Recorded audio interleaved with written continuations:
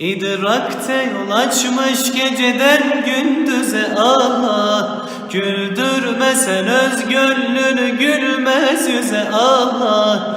Dünyaya şafaklar gibi Tanrım sepelemiş.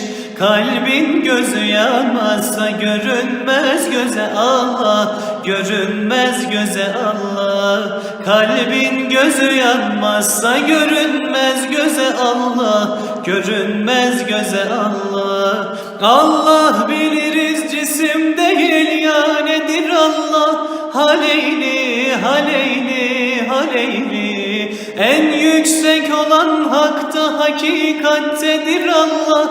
Haleyli, haleyli, haleyli. Dondunsa tekamül ve güzellikler önünde. Bu hayrettedir Allah, bu hikmettedir Allah.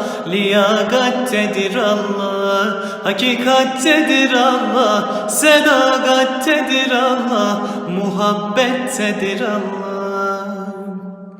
İnsan tepeden tırnağa sen arzu dileksin. Nefsinde doyumsuz fakat aşkında meleksin. Zulmün yüzüne hak denilen silleni çeksen.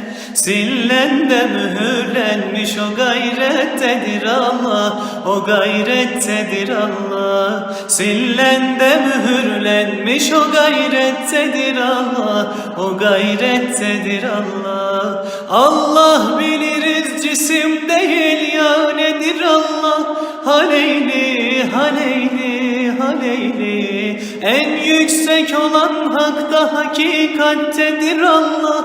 Haleyli, haleyli, haleyli. Dondunsa tekamül ve güzellikler önünde. Bu hayrettedir Allah, bu hikmettedir Allah. Liyagattedir Allah, hakikattedir Allah. Sedakattedir Allah, muhabbettedir Allah.